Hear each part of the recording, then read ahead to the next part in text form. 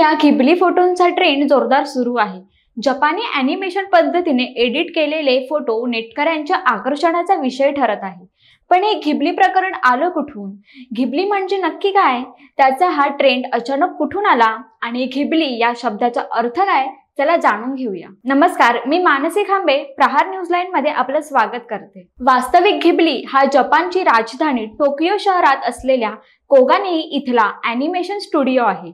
या स्टुडिओची निर्मिती हयाओ मियाझाकी आणि इसाओ ताकाहाता यांनी निर्माते तोशियो सुझुकी यांच्यासोबत 15 जून 1985 मध्ये केली।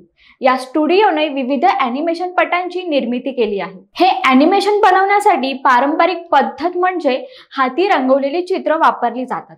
त्यात वॉटर कलर आणि ॲक्रेलिक रंगांचा वापर केला जातो। त्यानंतर त्यात कॉम्प्युटरच्या मदतीने ॲनिमेशन मध्ये रूपांतरित केलं जातं। माय नेबर टोटोरो हा घिबली स्टुडिओचा एक गाजलेला चित्रपट आहे। घिबली स्टुडिओला त्याच्या विविध ॲनिमेशन पटांसाठी गोल्डन ग्लोब, बाफ्ता पुरस्कार, अकॅडमी पुरस्कार मिळाले आहेत। गंमत म्हणजे 2001 मध्ये त्यांच्या चित्रपटांची माहिती सांगणारं संग्रहालयही उघडण्यात आलं। भारतात सध्या धुमाकूळ घालणारे या स्टुडिओचं घिबली हे नाव वैशिष्ट्यपूर्ण आहे। वास्तविक हे नाव एका इटालियन लढाऊ विमानाचं आहे। कॅप्रोनी या इटलीच्या सहारा स्काउटिंग विमानाचं घिबली हे टोपण नाव आहे।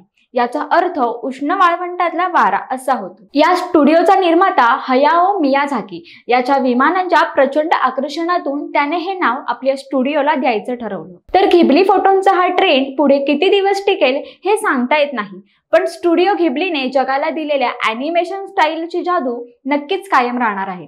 तुम्हाला घिबली फोटोज आवडतात का? आणि घिबली स्टुडिओचा तुमचा आवडता चित्रपट कोणता? आम्हाला नक्की कळवा। आणि अशाच अनोख्या गोष्टी जाणून घेण्यासाठी आपल्या प्रहार न्यूज लाईन चॅनलला फॉलो, सबस्क्राईब आणि शेअर करायला विसरू नका। धन्यवाद।